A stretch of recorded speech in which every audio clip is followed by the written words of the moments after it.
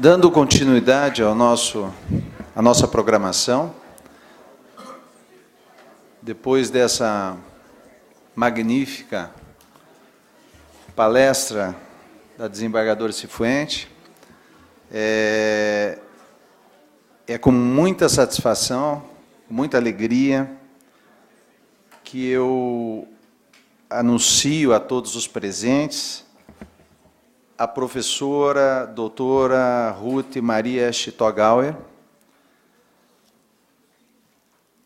que de plano agradeço de coração o convite que aceitou em primeira mão na nossa conversa na Universidade da Pontifícia Universidade Católica do Rio Grande do Sul, em razão de sabedor dos enormes compromissos que a senhora tem junto à universidade e os compromissos pessoais que a senhora tem, e abriu um espaço na sua agenda para vir a Londrina, no interior do Paraná. Isso para nós é um grande privilégio, uma grande alegria em ouvi-la nesta manhã. A professora, ela é doutora em História Moderna e Contemporânea pela Universidade de Coimbra, professora orientadora e pesquisadora dos programas de pós-graduação em História e Ciências Criminais da Pontifícia Universidade Católica do Rio Grande do Sul. Estamos sequiosos para ouvi-la. Passo de imediato a palavra para a professora Ruth para a sua conferência. Bom dia a todos. Eu quero agradecer enormemente o convite que o doutor Arthur César me fez, foi me fazer uma visita, e, enfim, com um ex-aluno, que também é da Justiça Federal, e me disse, olha, professora, estamos fazendo um trabalho, vamos abrir, na realidade, um curso, e eu fiquei tentada a vir, primeiro pelo tema que se propõe a discutir aqui, que é um tema extremamente instigante na área acadêmica. Segundo, o convite do doutor Arthur foi um convite irrevogável, porque ele veio com um ex-aluno que é muito caro, enfim, né?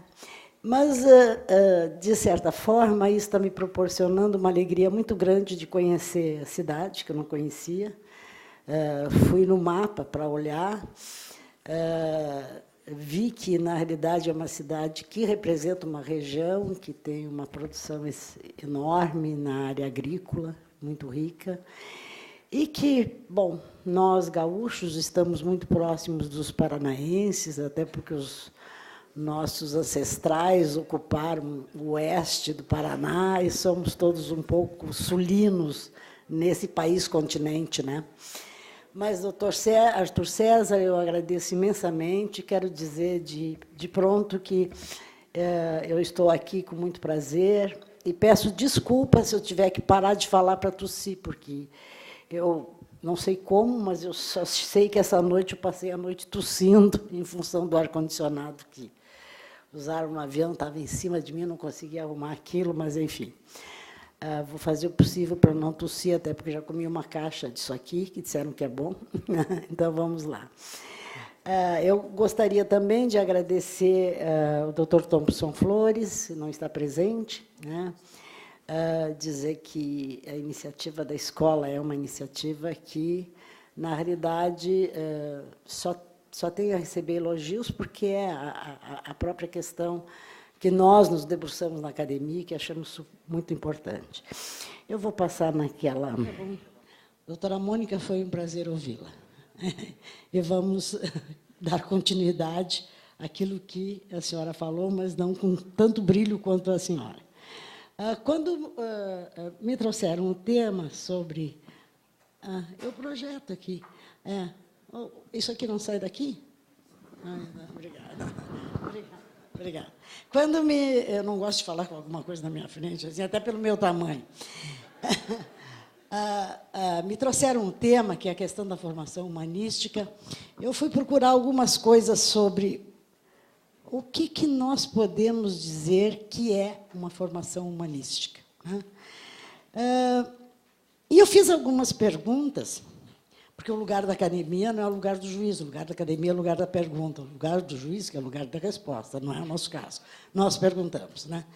Eu fiz algumas perguntas sobre o que teria sobrado dessa ideia de humanismo, do movimento humanístico que começou lá no século XIV na Itália, com artistas, evidentemente, e que influenciou toda uma série de séculos, né, sobre a importância desse humanismo, tanto que chegou no Renascimento, chegou no Iluminismo, chegou no século XIX também e permanece no XX uma ideia de iluminismo.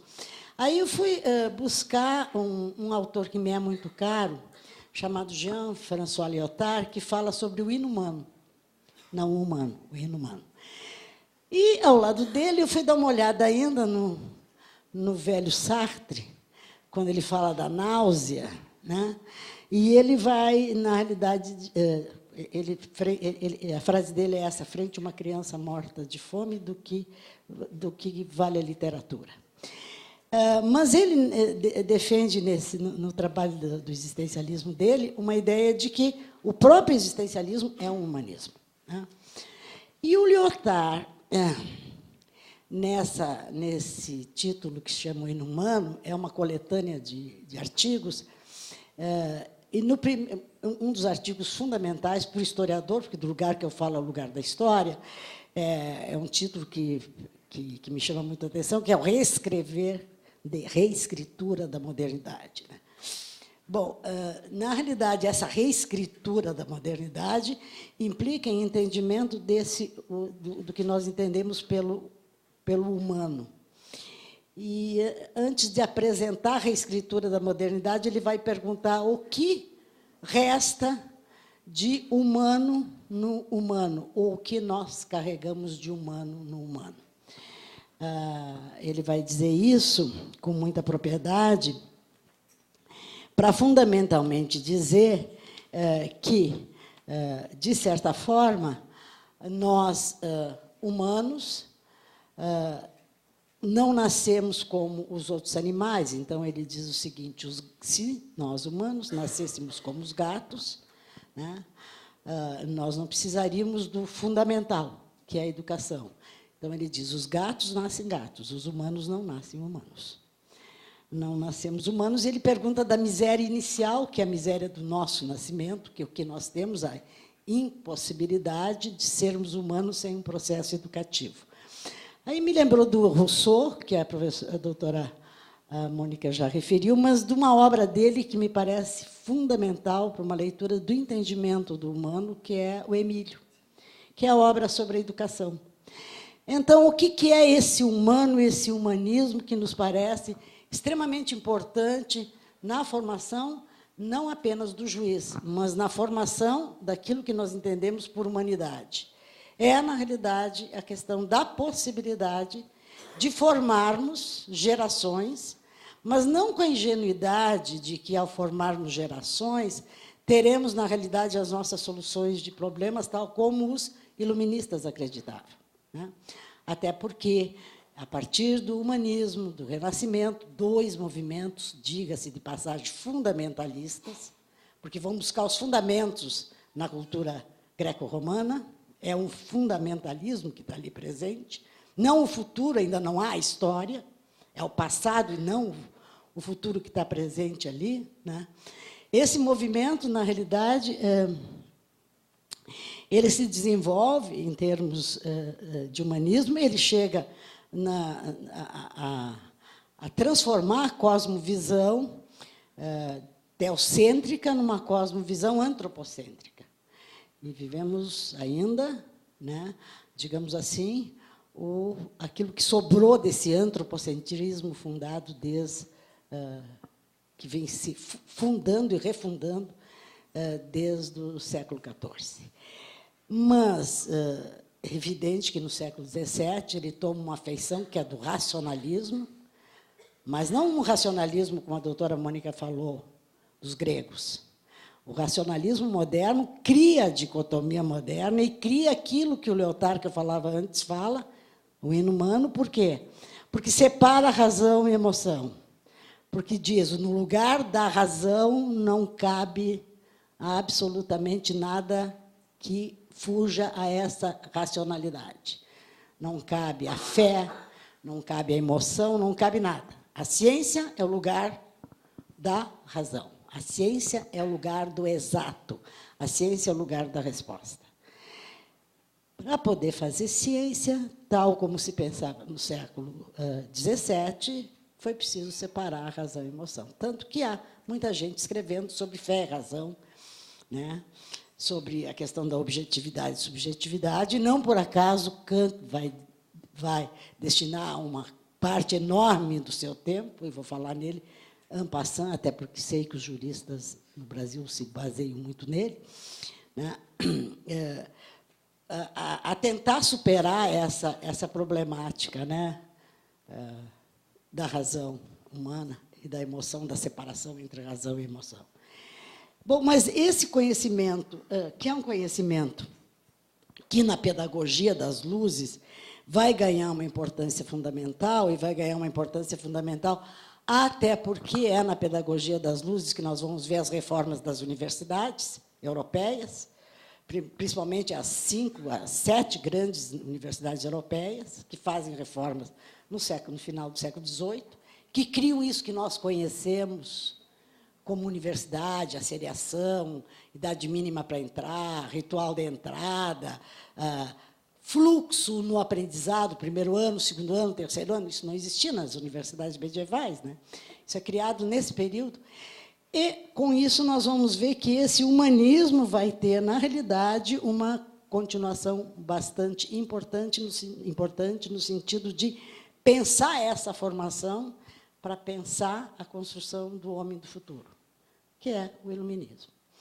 Só que, naquele tempo, não se tinha ideia de que o homem nasce e ele é refém da geração que o coloca no mundo. Nós nascemos refém da nossa cultura. Nós somos reféns do mundo que nós vivemos. E seremos reféns porque não seremos humanos sem termos a formação dessa geração. Nós somos formados pela geração que nos antecedeu. E daí porque nós temos um problema enorme em termos de produção de conhecimento, né? Mas, de certa forma, eu fiz apenas uma pequena introdução para falar desse humanismo e para dizer aos senhores que a minha preocupação, e eu acho que eu quero dividir essa preocupação com vocês, é exatamente como é que vamos tratar esse humanismo. Mas a minha fala aqui, como é que vamos tratar esse humanismo na sociedade que nós vivemos. Mas a minha fala, o doutor Arthur me pede que eu faça, é falar sobre a violência contemporânea. E é claro que violência está vinculado à questão da própria concepção de humano que nós temos, né? Mas, antes de entrar na própria questão da violência, que não vai dar para falar, sobretudo até porque eu gostaria de deixar um espaço para levantar questões, porque eu acho que o que enriquece não é ouvir apenas, mas é debater, é falar, é trocar ideias, né?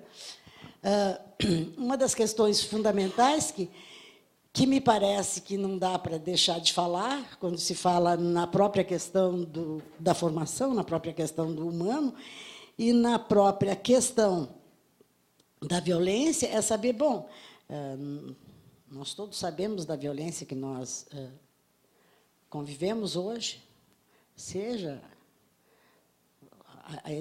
a violência mais simples ou aquela mais complexa. A colega estava dizendo, degolar o mais um? Não, ainda não, né?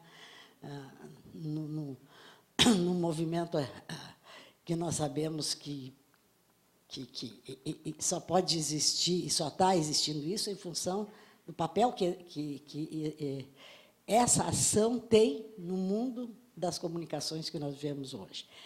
Mas, para poder entender essa violência, é preciso, pelo menos, pontuar 3 questões que eu acho fundamental. A primeira é perguntar, e aí a pergunta, que sociedade é essa que produz essa violência? Que sociedade é essa que nós vivemos que produz essa violência? Esses dias, um aluno na aula me disse, professora, Por que será que, no Brasil, as condições socioeconômicas nos últimos 15 anos melhoraram significativamente, no entanto, a violência explodiu? Para aqueles que acreditavam que o problema da violência estava vinculado à questão econômica, né, quando eu dizia lá, bom, se a questão econômica resolve o problema da violência, os países como a Suécia e tal não teriam que ter violência. Não? Então, a gente sabe que não é isso, né? Se o problema econômico fosse o problema da violência, a Índia seria um barril de pólvora. Tem uma população do tamanho da do Brasil que não chega a ser pária. Portanto, né, vejam bem, e não há a violência que nós conhecemos lá. Né? Então, são questões muito complexas. Eu gostaria apenas de lembrar, porque eu tenho certeza todos sabem, nós vivemos numa sociedade de massa. O conceito de massa é um conceito que os autores que escreveram na década de 30 do século XIX, do século XX, desculpe, na década de 40, mesmo os que escreveram na década de 70, e são várias escolas, a escola espanhola, a escola inglesa, a escola americana, etc., etc. Essas escolas têm N autores. Né? Esse pessoal que escrevia sobre sociedade de massa escrevia e usou o conceito de massa baseado no princípio da física. Massa iguala indeterminação. Não é possível dizer o que é. E essa é a sociedade que nós vivemos. Eu teria que ter muito tempo para dizer por que ela surgiu, como ela surgiu, qual é a relação dela com a unificação entre ciência e técnica, qual é a relação dela com a segunda revolução industrial, e por aí vai. Mas essa sociedade nasce a partir do final do XIX, se estende no começo do XX. No começo do XX, ela transforma, ela faz a maior revolução que a história da humanidade ocidental conheceu. Não foi a Revolução Francesa. A Revolução Francesa só surgiu para que as coisas continuassem como estavam. Né? Decapitaram, e o resultado dela foi Napoleão. Saiu do rei para o imperador. Ponto. Né? Com uma Constituição, e aí? Né? A dominação terminou? Não. A violência terminou? Não. Né? Essa Revolução das Massas foi uma revolução que transformou a democracia totalmente. A democracia do século XIX não é a democracia que nós conhecemos hoje. E nós sabemos que a democracia não é algo dado, pronto, é trabalhoso, tem que fazer, construir o dia inteiro, buscar, né, reelaborar, repensar. Essa democracia não é assim. Bom, essa democracia, na realidade, foi alterada. Até os anos de 35, não havia um manual de direito e nem um manual de ciência política que tivesse o conceito de partido político, por exemplo. Partido político só existe a partir daí, né? A partir da Revolução das Massas. Que isso significa falar em como é que essas massas adquirem direitos civis, direitos políticos, universalização do voto, voto feminino. Quer dizer, seria uma semana de curso para dizer como é que esse processo ocorre. Né? Mas é uma revolução. Né? Essa sociedade de massa ela foi trabalhada fundamentalmente por um autor chamado Michel Mastressoli, como muitos, antes dos franceses, os americanos, a escola de Chicago, tentavam explicar a questão da violência das cidades, né? Porque essa violência, que massa é essa? Eu disse que massa é indefinido, que não dá para dizer o que é, mas notem, né? Eu até anotei aqui que não dá para esquecer que essa sociedade que vive em centros urbanos é uma sociedade que vive dentro do mundo da impessoalidade. Embora um autor brasileiro chamado Roberto da Mata escreva que no Brasil se faz uma navegação social, ora somos indivíduos, ora pessoas, porque ele diz que no Brasil nós usamos, você sabe com quem está falando? Quando queremos hierarquizar, que o país é um país da hierarquia, que não é da democracia, portanto, vivemos horizontalmente, não verticalmente, embora ele diga isso, na realidade, no mundo urbano, moderno, em pessoalidade, é uma característica fundamental nessa sociedade de massa, né? Massa, urbana, pessoal. Os papéis sociais são indefinidos, é possível dizer que não somos pessoas, somos personas, usamos máscaras, ora somos dependendo de com que grupo nós convivemos ou estamos, nós temos uma máscara para usar. Nós somos muitos, nós não somos um único o conceito de identidade, que o Stuart Hall trabalha tão bem, cai por terra, né? Essa visão de único, de unicidade, isso já não existe. E, na realidade, os personagens, né, dessa sociedade de massa, de certa forma, vão ser múltiplos, indefinidos, mutantes, e pode assumir, na realidade, vários papéis a um só tempo. Isso significa dizer que é uma sociedade que não se define por classes, como queriam os marxistas, principalmente, né? São as classes sociais, né? Hoje, o conceito de classe cai por terra, porque esse urbano não permite nem pensar com quem nós estamos falando. E até porque esse dado da classe vinculado econômica ao poder econômico é extremamente relativo, né? Eu ainda acho que o Zimmel é o sociólogo que melhor trabalha com essa questão do dinheiro, quando ele diz que o dinheiro é o Deus moderno, porque pode tudo a um só tempo.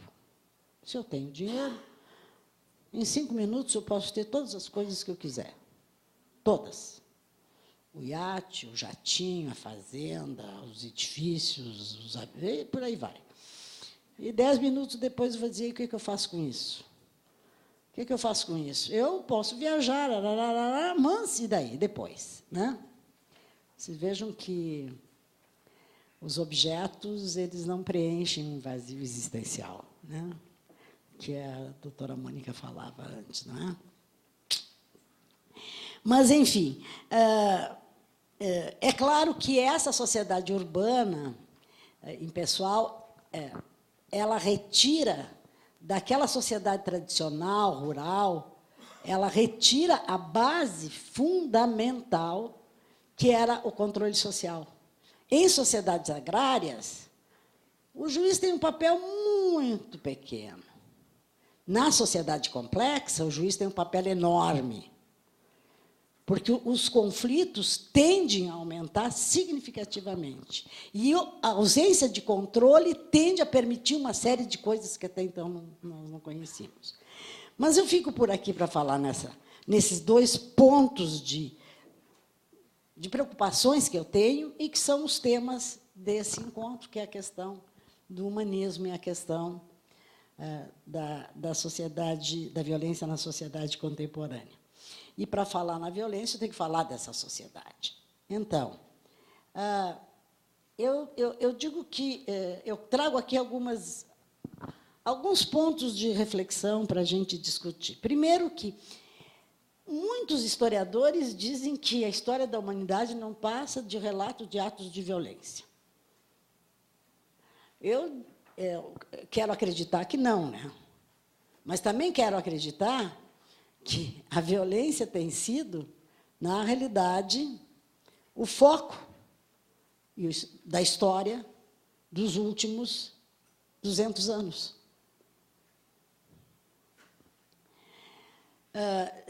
Na realidade,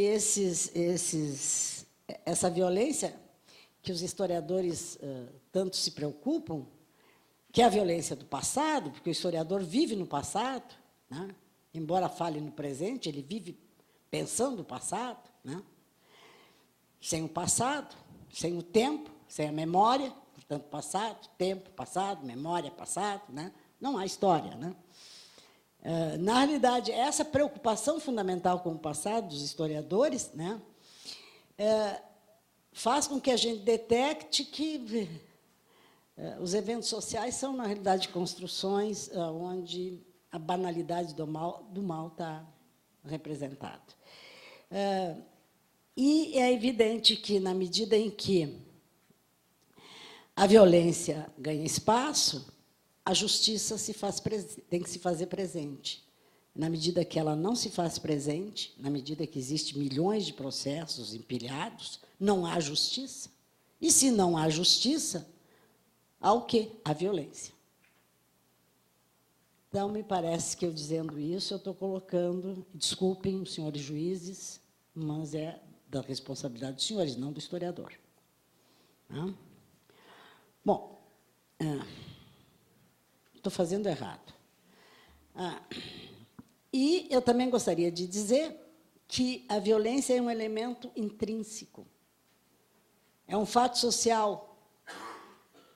A violência não é um resto anacrônico de uma ordem bárbara. A gente diz, sujeitos que estão degolando na televisão são bárbaros. Né? E são, né? Porque nós não conseguimos ver isso. Isso é uma barbárie. Né? Barbárie no sentido... Né? Mas vejam, e muitos deles são filhos de famílias inglesas que estudaram em colégios ingleses, que estudaram na Holanda, naquele pedacinho que se chama de Holanda, que é Amsterdã, né? Que estudaram dentro do mundo ocidental, que se formaram dentro do mundo ocidental. Estão lá. Quem é que está financiando isso? Qual é o interesse disso? Né? E, na medida que aqueles curdos estão sendo perseguidos e as degolas do Ocidente estão acontecendo, se retrata a ausência de justiça. E, na medida que essa ausência de justiça acontece aumento da violência. Agora, para falar de violência, é uma coisa muito complicada, porque é um fenômeno multifatorial, multifacetado, complexo, de difícil diagnóstico bom, que é a violência, para quem é a violência, né? E como é que podemos falar dessa violência, né? Eu coloquei 4 características aqui para falar rapidamente. Eu pediria que me avisasse quando faltam 15 minutos, para deixar, pelo menos, para a gente dialogar um pouco com vocês. Né? Primeiro seria a violência institucionalizada. Né? Olha, o Goffman escreveu, no começo do século XX, Manicômios, Prisões e Conventos. É um interacionista simbólico daquela escola americana que se fundou em Chicago, preocupado com a violência urbana, preocupado com os imigrantes italianos, né, como White e outros pesquisaram esses grupos. Né. Essa violência institucionalizada, ela, de certa forma, ela retrata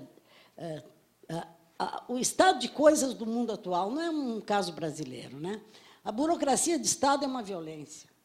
Se eu tenho que fazer o processo tem que ser encaminhado, tem que ter passo, e não ter resposta nunca, isso é a maior das violências. Isso é o uso da burocracia para violar os direitos dos cidadãos. Além disso, essas instituições totais que nós temos hoje, eu sou contra a eliminação dos manicômios, porque os pobres não têm onde botar seus loucos. Os ricos dão um jeito, chamam psiquiatra e tal, mas os pobres vão botar onde? Mas, enfim, né? Mas olhem as prisões. Olhem o que é o Estado brasileiro hoje, que consegue sangrar o dinheiro público e não constrói instituições que são básicas, que é básico. A gente sabe que a violência vai existir em qualquer sociedade e que a punição vai existir. E que não adianta dizer que não há punição, porque é constitutiva. O que é o humano? O homem é o homem porque nega a natureza. O homem diz não natureza. E diz não natureza quando cria a primeira norma. E qual é a norma? As estruturas elementares de parentesco do Lévi-Strauss, que é a grande obra, inquestionável e, portanto, não há como dizer que não é, porque a verdade é totalmente relativa. Agora, essa, infelizmente, eu não consigo criticar, que é aquele não que o homem diz à natureza quando institui o quê? A norma que se manifesta enquanto relações de parentesco. Mãe não procria com filho, pai não procria com a filha, o irmão com a irmã em alguns casos. Então, isso é, na realidade, o constitutivo. E qualquer forma de violar essa norma, ou qualquer norma, é punido. Portanto, o que constitui? O juiz tem que saber disso. O que constitui o humano? É a normatização. E nós convencionamos normatizar por determinados aparelhos. Temos lá a nossa Constituição, temos lá... E isso tem que servir para alguma coisa. Tem que servir para alguma coisa. Porque isso é convenção social, isso nós dissemos que é isso. Né? Então, é fundamental entender isso. Né? Então, essa violência institucionalizada, bom, ela se manifesta naqueles que, por exemplo, estão cuidando lá dos presídios, que odeiam fazer aquilo, mas que têm que fazer. Ou são submissos a determinadas coisas, mas sobrevivem daquilo, né? Criando os ressentimentos. Né? Ninguém pergunta por que esses segmentos sociais que foram às ruas, anonimamente, que demonstraram isso, não votando, 38 milhões de brasileiros não votou, anulou. Isso é uma loucura, gente. Por que isso acontece? Né? Nós sabemos perfeitamente por que isso acontece. Já não acreditam nas instituições. Isso é um perigo. Isso é um perigo. Bom, a violência anômica, né? Que é a que o Foucault fala, né? A íntima relação entre o carrasco e o condenado, né? A polícia e a delinquência, que são constitutivos da ordem social. Quem leu Vigiar e Punir, quem leu Microfísica, quem leu As Palavras e as Coisas, o Foucault sabe perfeitamente como ele trabalha isso muito bem. Bom, a violência... Eu acho que eu estou fazendo isso errado. Agora acho que está certo, né?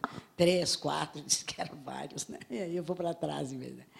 Então, a violência banal, né? Essa violência que o Michel Montessori trabalha tão bem, no Tempo das Tribos, a violência totalitária, a fenomenologia da violência e outras violências, e outros autores, né? Ele fala de uma violência banal que está ativa na paixão social e que retrata a resistência das massas. Aí ele se refere o quanto o silêncio das massas se constitui em uma violência. Então, as massas não se manifestam. E aí, a própria administração pública não sabe para onde vai, porque eles não estão dizendo nada. Aí eu estou agradando ou não estou agradando? O silêncio é, sim, uma violência. Porque o silêncio é a negação do humano. É claro que ele vai trabalhar, na questão do tempo das tribos, a questão do tempo, o tempo presente, o tempo que a doutora falava, né? Esse tempo, o aqui e o agora. Esse tempo não é um problema que surgiu agora. Em 1870, se encontraram em Londres alguns intelectuais, 1860 e pouco. Se eu errar de 10 anos, aí vocês não levem a mal. Mas foi entre 60 e 70, foi na segunda Revolução Industrial. Né? Se encontraram alguns intelectuais, Acton, Dilthey, uma série deles, o pessoal que trabalha, que eu leio muito, que é a história das ideias. Né?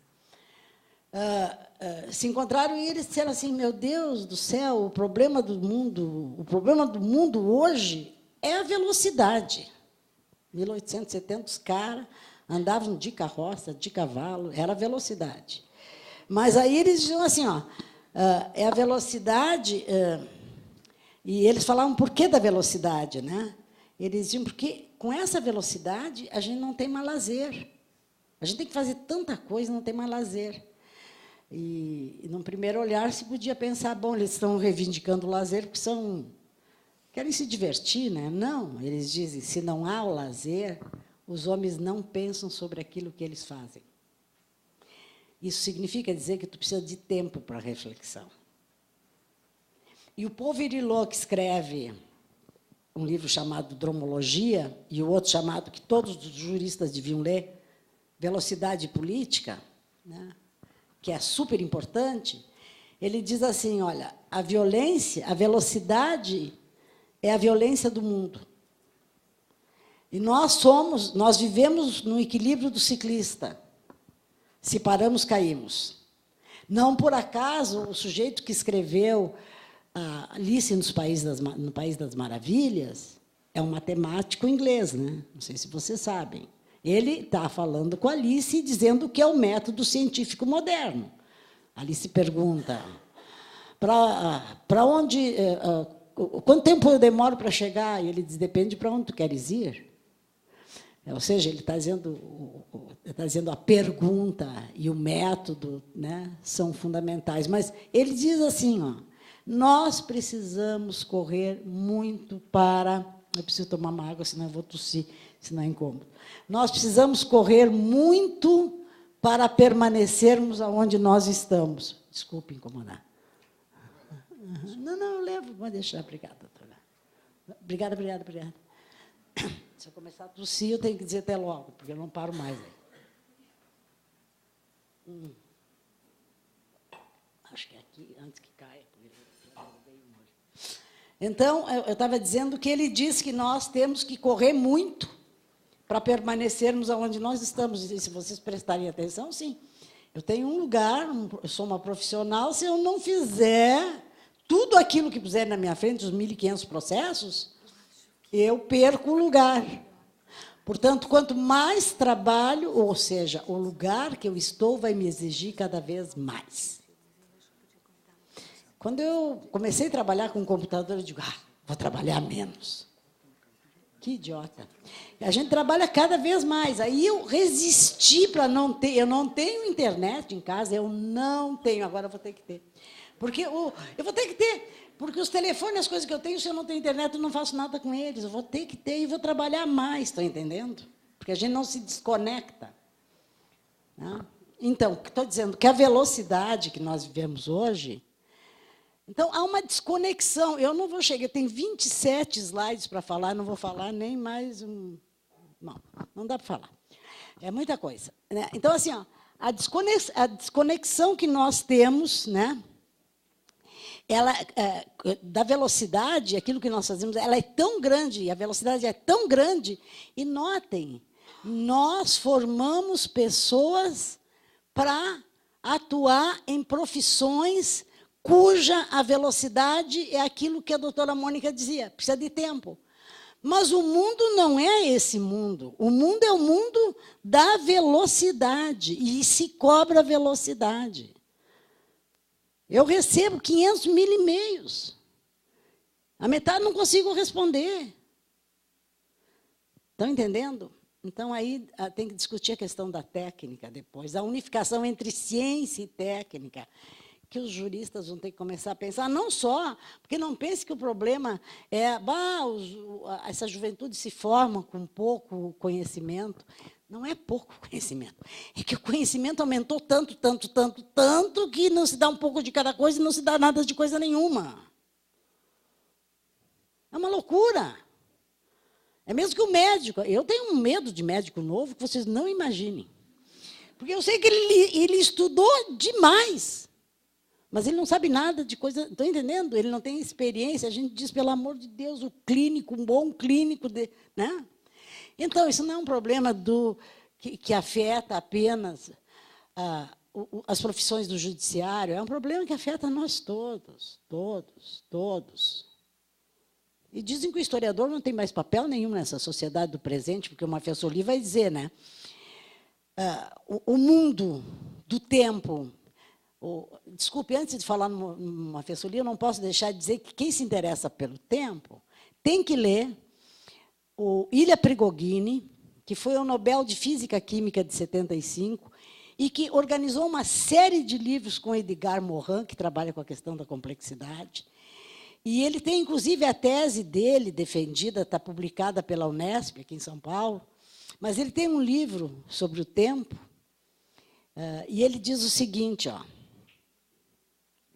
o tempo precede a matéria, portanto, somos filhos do tempo. Antes de nós existirmos, de qualquer coisa existir, existia o tempo. Os cientistas não sabem o que é o tempo. Se vocês acharem um cientista que diga que o tempo é isso, eu dou o Nobel que deverá ser criado, né? Um novo, porque não existe isso. Mas o Prigogine vai dizer, né? O tempo precede a matéria. E ele dizendo isso, ele vai dizer, bom, na realidade, esse tempo que precede a matéria, ele nos precede, mas precede também as técnicas que nós inventamos, cada vez mais veloz. E, dentro dessa visão, esse antropólogo francês, chamado Michel Maffesoli, que ele vem na PUC desde 87, já recebeu o título de doutor honoris causa, ele formou gente nossa, e vem dar aula e tal, ele é quase um brasileiro. Tipo o Foucault, né, que andava tanto na praia de Copacabana, que as pessoas fugiam. Lá vem aquele filósofo que só fala em poder, né? Fugiam dele, né? Esse só fala em tempo, né? Então, o que ele diz, na realidade? Né? Que nós vivemos num tempo que é um tempo que não está preocupado com o passado, porque sabe que o passado não existe, está morto, sabe que o futuro é incerto e que, portanto, vive aqui e agora. É o chamado presenteísmo, a elasticidade do presente. E dentro dessa elasticidade do presente é que nós vamos ver as maiores violências. Porque morre a tradição, né? As mães dizem, meu filho foi para uma festinha e disse que ficou, eu perguntei o nome da menina, sei lá, eu fiquei. Não, eu não quero saber quem é. É aqui e agora. As tecnologias são o aqui e agora. A internet é o aqui. A internet é o único meio, eu já não vou poder falar mais nisso, é o único meio que, da mesma forma que, né, vai tornar público a linguagem, a informação, é um meio público, ninguém controla. Quem vai dizer qual é a língua que vai ser usada são os internautas. Quem é que vai dizer que não pode ser assim? Quem é o juiz que vai julgar? Para julgar, ele tem que julgar coisas, né? Aliás, ele julga muito mais do que o próprio crime, ele julga coisas. Julga o que o perito diz, o que não sei quem fez, ele está na estrutura do poder, né? Mas, enfim, essa violência anômica, que é uma violência que nós vivemos, que é a violência, né, que, de certa forma, ela é constitutiva do fato social, que eu já falei, e, para além disso, a violência banal, da paixão social, que eu já falei, né? Do Mafessoli, falei, né? Que, de certa forma, né, ela identifica muitos desviantes chamados secundários, aqueles grupos chamados também de tribos, porque, como é uma sociedade de massa, não tem como identificar, então se reúne tribos urbanas, aquele povo que se reúne de vez em quando, é um exemplo. Num posto de gasolina, tal, para fazer não sei nada. Ficam lá. Né? Nada. Está fazendo o quê? Nada. Né? Nada. Mas estão lá, né? Estão lá.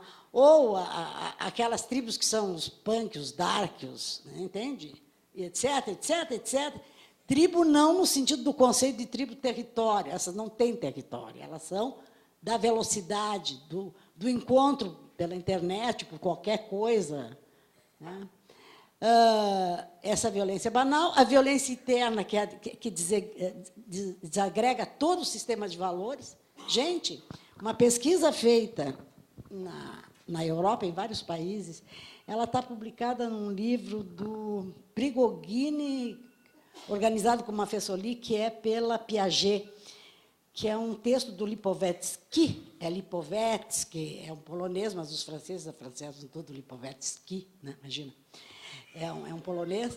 Ele fez uma pesquisa junto com o grupo que trabalha com ele sobre valores, isso já há mais de 10 anos.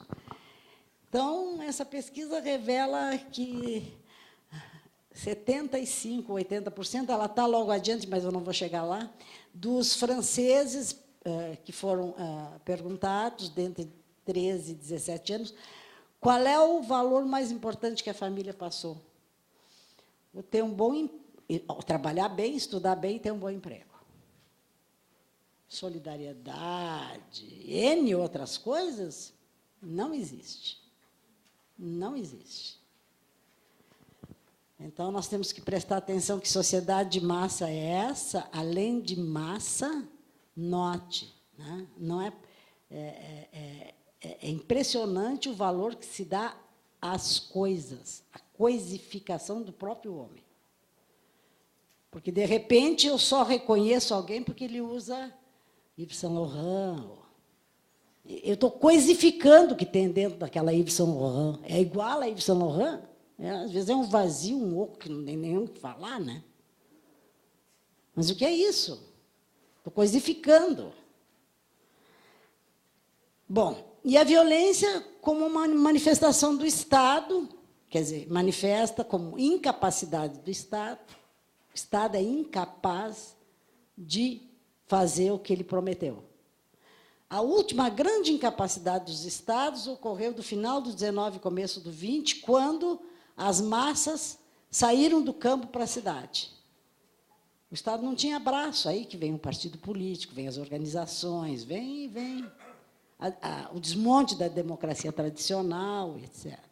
Olhem o poder das massas. Elas não usam armas, ela é a arma. Preste atenção nisso. Bom, eu quero dizer, eu teria muita coisa para falar, mas o nosso tempo são, e eu tenho que ir para o aeroporto também. Que horas são? 10 do meio-dia? Então, eu penso assim, num outro encontro, tem aqui, ficou isso, pode usar. Isso é um material que eu fiz para conversar com vocês, e eu levo isso para muitos lugares. Eu ia falar da crise, bom, mas não dá tempo. São 27 slides, acho que eu vou deixar aberto para o tempo que se tem de resto, que se os senhores quiserem fazer algum comentário, alguma crítica, eu fico à disposição. Agradeço mais uma vez, doutor, eu fico muito feliz de poder estar aqui e poder conhecer pessoas tão interessantes. Obrigada.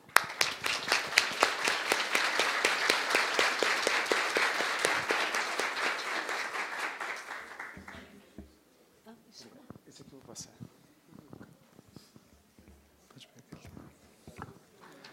Bom, gostaria de agradecer as considerações da professora Ruth, principalmente a instigação. O que devemos instigar ao conhecimento? A expressão "só sei que nada sei" me parece que fica bem evidenciado. Nós, principalmente magistrados, como resolver a questão do tempo presente, do tempo passado e do tempo futuro.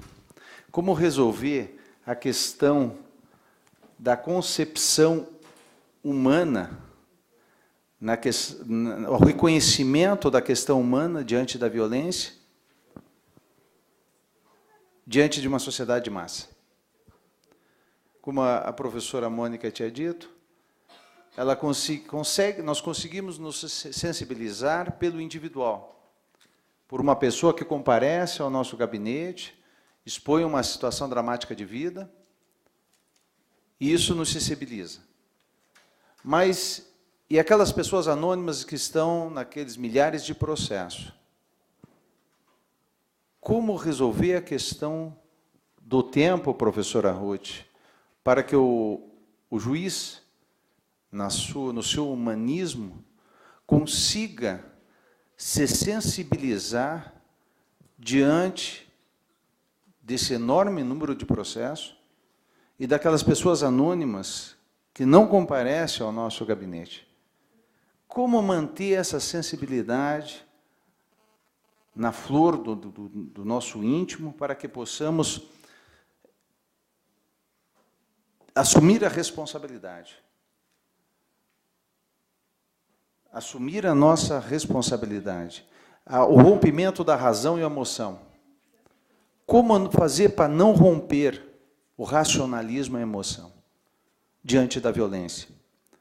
Diante da violência que consta nos processos. Então, eu gostaria de fazer essa primeira indagação para a senhora. Como o juiz, diante dessa massa sem rosto, possa se manter sensível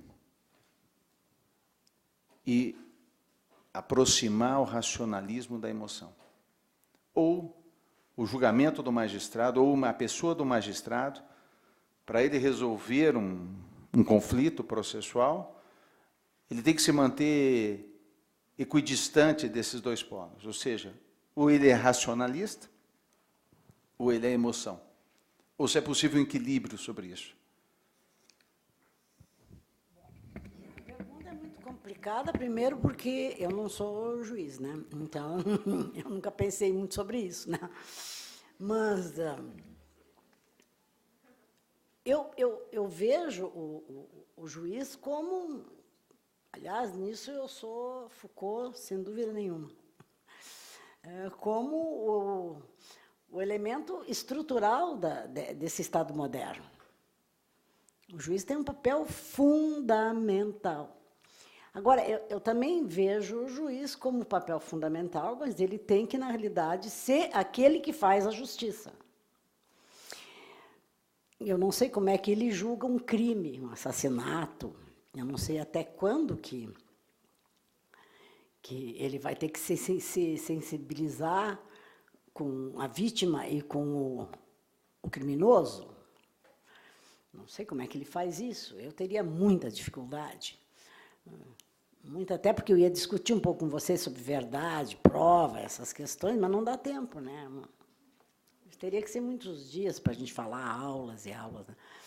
Mas, na realidade, se o juiz não cumprir o papel que é o de fazer justiça, a sociedade será cada vez mais violenta. Agora, como ele vai cumprir essa justiça? Eu acho que a primeira coisa é eliminar. Olha aqui, ó, não dá para dizer, nós vivemos numa sociedade que é normatizada, que é judicializada e que todo mundo, como os governos não resolvem o problema, vão para a justiça. É o último reduto de crença da democracia, a justiça. É o último reduto. Porque não se acredita no parlamento. Não se acredita nos representantes. Porque isso não é um problema brasileiro, isso é um problema ocidental, não se acredita nos representantes. Quando a democracia deixou de ser uma democracia que se escolhia o indivíduo para ser uma democracia onde a massa diz o que é, a massa diz o que quer. Então, o poder público é um poder que anda do lado do Estado, que o Estado tem que fazer o que a massa quer. Agora, qual é o papel do juiz nisso?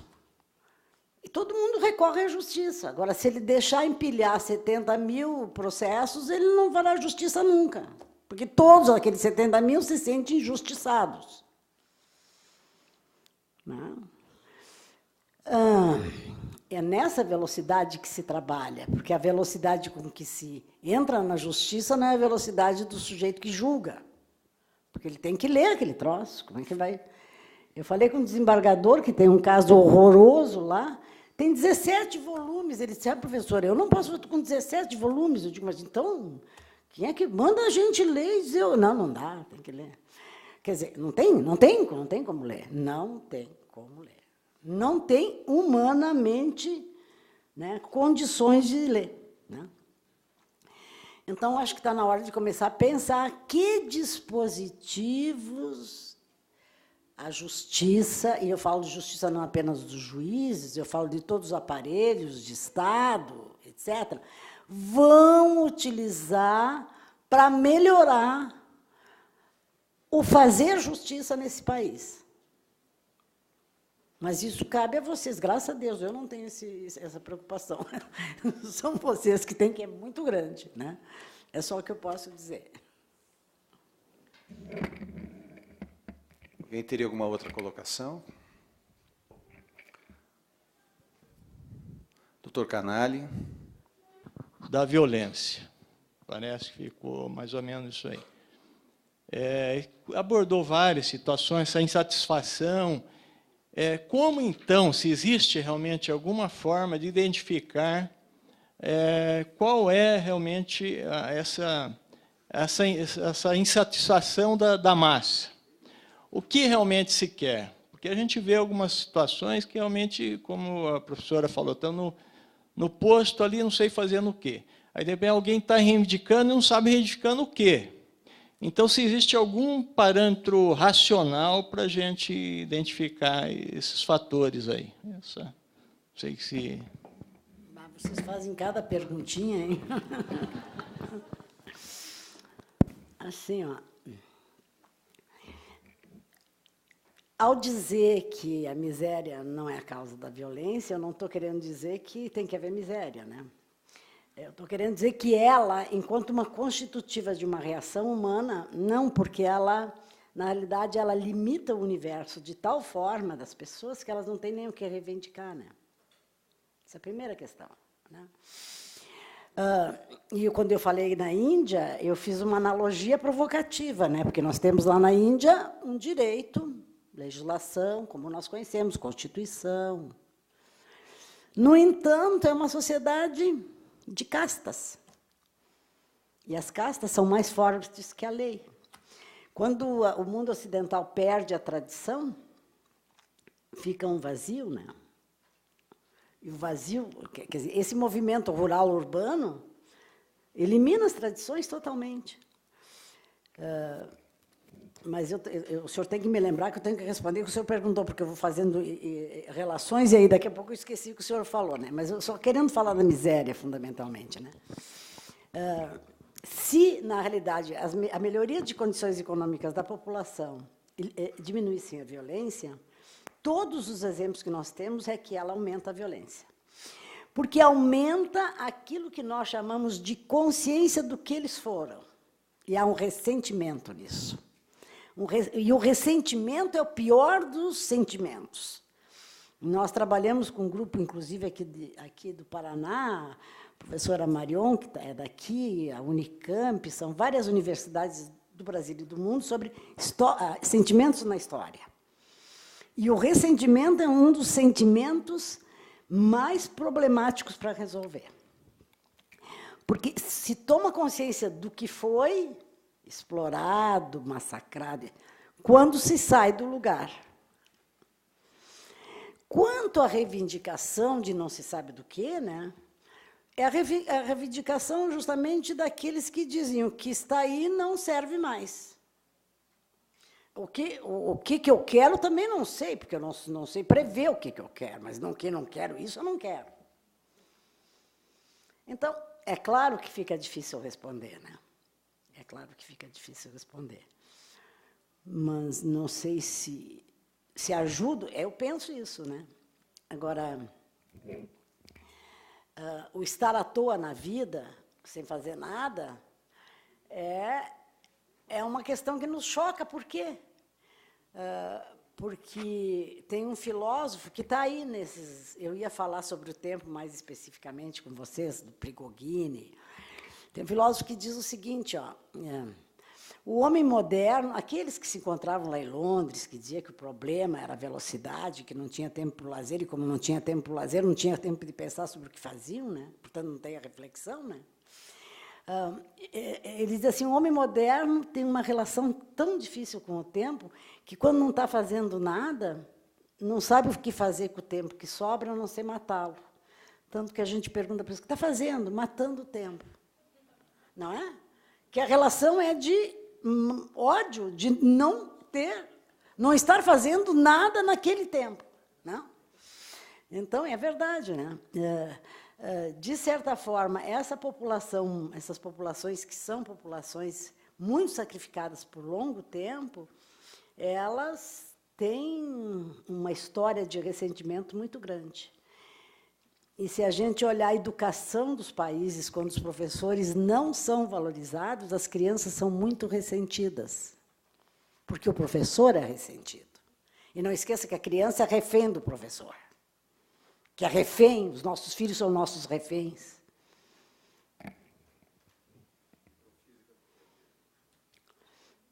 Eu acho que ali é Lyotard, né? A microfísica é um livro de várias entrevistas, né?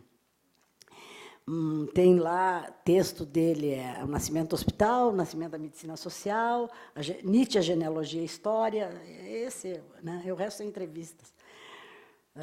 Mas eu acho que nas palavras e as coisas a gente encontra muita explicação, mas eu fico muito colada. Eu escrevi um livro, A Fundação da Norma, para além das aparências históricas, que foi editado pela nossa editora. Eu não vou falar dos livros, né? Senão vou ficar fazendo propaganda dos meus livros aí, mas aonde eu vou trabalhar essa questão muito mais colada na escola sociológica francesa. Eu acho que tem mais resposta lá. Né? Não sei se é isso.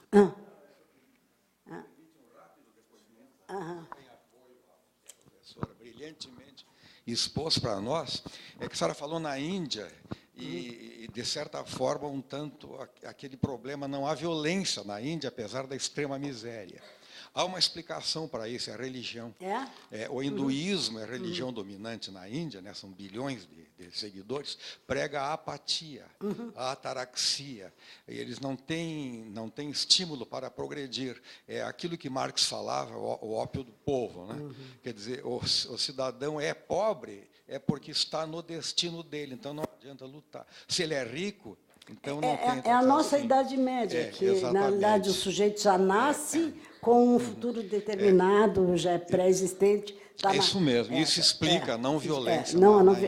Sim, aquela frase, faça amor, não faça guerra, é outro problema sério. Vejam bem, não está se fazendo apologia à violência, mas também a pacificidade também não. Né?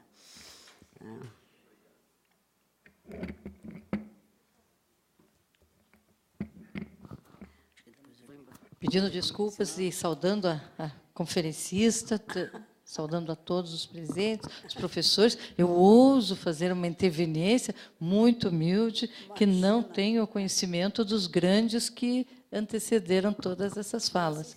Mas, considerando que o indivíduo ele se humaniza a partir da relação social, ou seja, quando ele estabelece relações sociais, e as relações sociais são de encontros, desencontros e confrontos.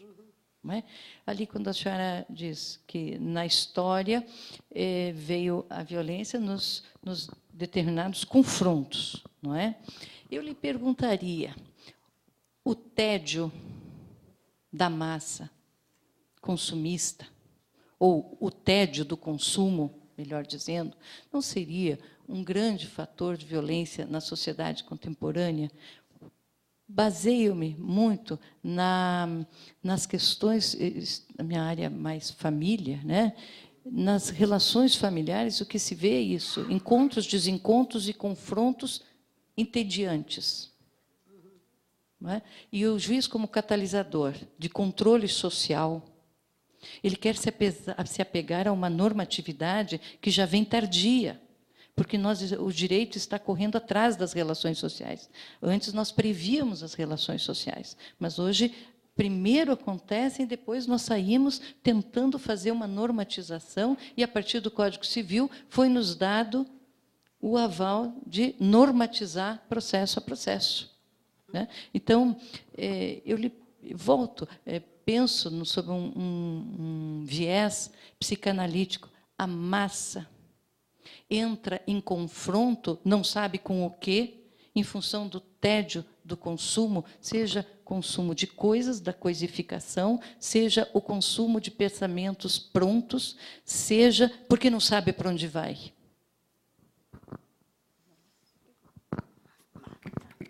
Você faz umas coleções de perguntas aí. Né? Assim, eu me pauto para pensar a massa, porque a primeira coisa que eu gostaria de dizer assim, é quando se fala da massa, esses dias um aluno, numa conferência, me disse, professora, por que a senhora não usa povo? Porque tanto povo quanto massa não tem absolutamente conceituação, né? Porque eu posso usar qualquer coisa. Né?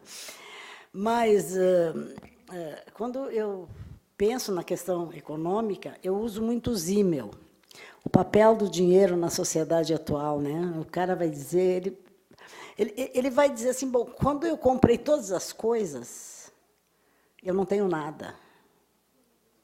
É o vazio existencial. Né?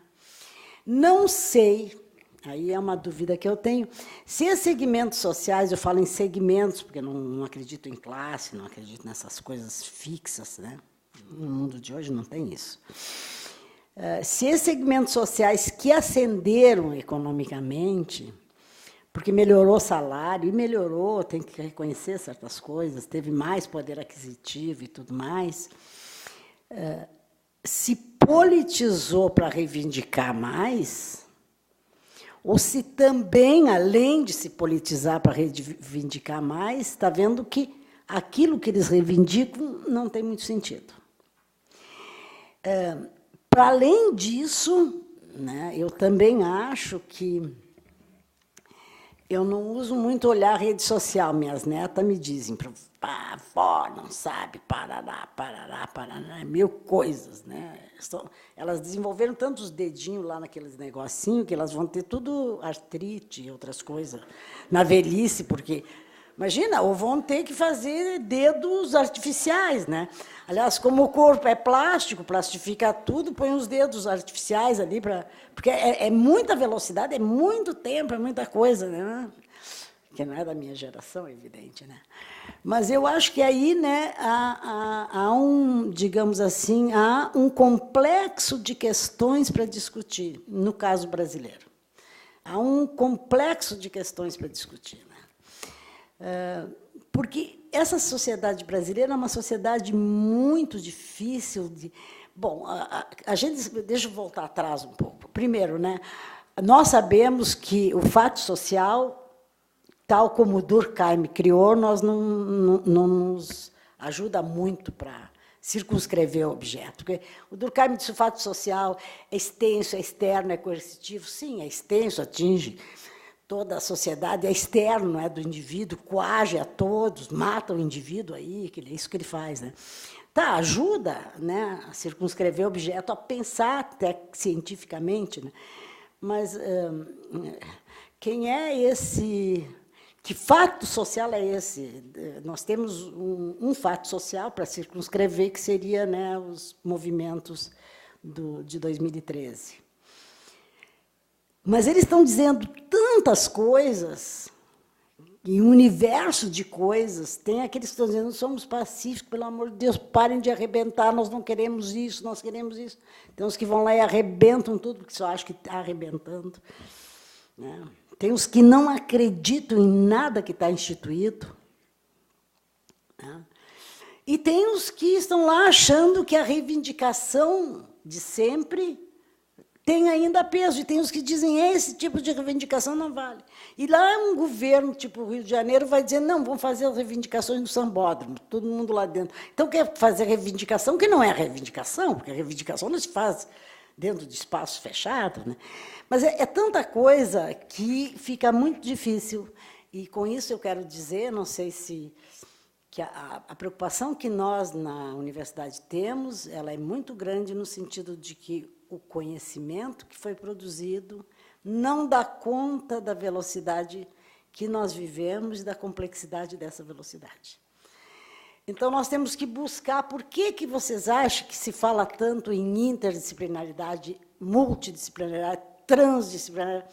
Vamos buscar lá aqui, porque o jurista diz, se eu entendesse um pouco de psicanálise, de psiquiatria assim, na formação humanística assim, é que, na realidade, digamos assim, o imaginário social ele está constituído de uma avalanche de informação que não é informação, porque quando tudo é informação, nada é informação, né? Quanto mais informação, menos informação, o cérebro não processa. Eu tenho aí uma lâmina que eu ia discutir, que nós saímos da idade da razão para a idade da mente. Tem que começar a entender o que é essa mente. E o que é essa mente pública. Mas eu também tenho essas dúvidas, e também não sei essas coisas, né? Eu só sei pensar sobre elas algumas coisas só. Eu também sei muito pouco. Todos nós sabemos pouco para o mundo que nós vivemos. Mais alguma colocação? Bom, então eu agradeço a eminente professora Ruth, né, pela sua... Mas, principalmente, como eu disse, para despertar a todos nós, juízes, alunos, a vontade de saber mais na leitura de autores, a bibliografia, principalmente, que nos é dada, nos é fornecida. Essa leitura que nos falta no dia a dia, talvez em razão do tempo, mas que nós temos que achar um tempo para refletir sobre tudo isso, né? A questão do celular, a questão... Eu não consigo, geralmente, porque eu aprendi a máquina de escrever. Então, eu tenho que usar os 10 dedos para conseguir escrever, aquele que botava um papel para a gente não enxergar. Eu não consigo fazer o... Então, não consigo usar. Talvez eu não atrofie, talvez eu não venha a ter algum problema nos dedos, mas também cada vez mais vou ficando fora dessa comunicação rápida, cada vez mais vou ficando fora das informações que o mundo apresenta.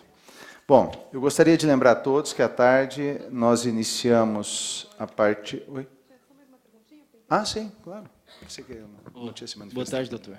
Eu sou o Fernando, estudante do primeiro ano. Talvez a minha pergunta não corresponde às expectativas do debate, da conferência, mas ambas as conferencistas abordaram a questão do tempo, ilustremente. Falaram do desperdício, a primeira, a segunda falou dessa evolução social, que esse tempo que evolui com muita velocidade, né? Então, a pergunta é que alguns juristas, eles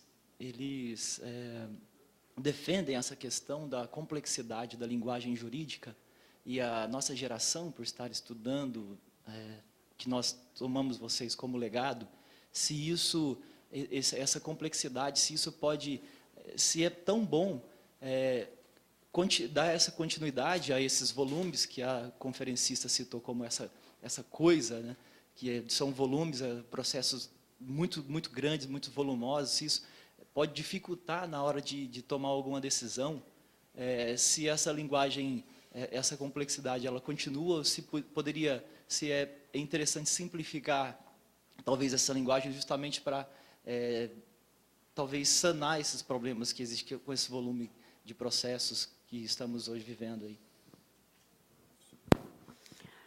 Bom, filho, a pergunta procede, porque a sua preocupação é a preocupação com a questão da complexidade da linguagem jurídica, que realmente é, mas eu não posso responder sobre a linguagem jurídica, até porque não sei, né? Mas,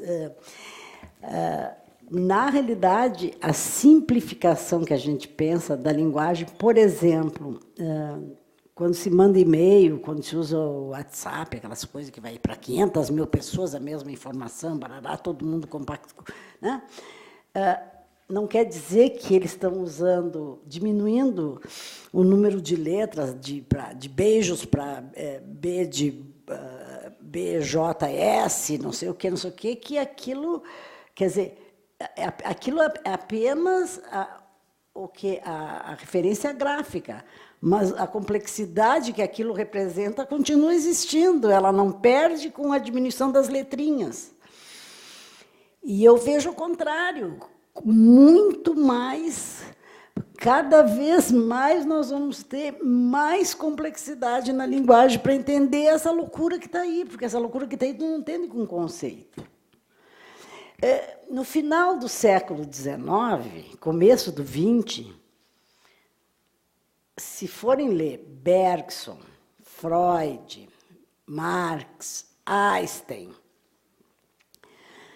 e dá para citar um bando deles, né, os matemáticos, fundamentalmente, eles mudaram a linguagem do conhecimento. O conhecimento, olha bem, o conhecimento não é alguma coisa que está aqui, como no anonimato da estrutura coletiva, como um ser pensante aqui, e a massa ali. Não é assim, isso não existe. O conhecimento faz é produzir uma explicação para aquilo que já está aí. Então, o que está aí é tão complicado que vai ser mais complicado ainda. Não é a diminuição das letras.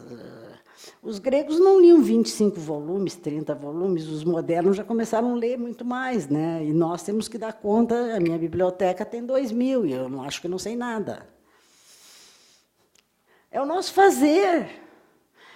O pedreiro vai lá com seus instrumentos fazer sua casa, cada um tem o seu instrumento, é o quê? É a comunicação através do conhecimento, leitura, leitura, leitura. Agora, o Google que dá umas pistas, e leitura, e aula, e pensar.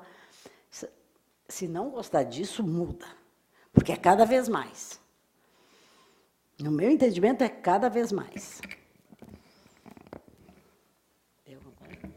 Mais alguém teria alguma colocação? Só complementando a questão, acho que o processo eletrônico nos obrigará a ter um simbolismo que indique os fenômenos no processo de forma mais sintetizada. Mas isso não significa diminuição da complexidade. Não é a diminuição de símbolos, de letras, de páginas que reduz a complexidade de um processo. Às vezes se engana. Às vezes nós temos processos de 30 volumes, que é muito mais simples de ser resolvido do que um processo de 5 páginas, diante da complexidade humana de cada processo. Bom, eu agradeço novamente a professora Ruth pela gentileza de sua conferência e convido a todos, por gentileza, às 14h30, né?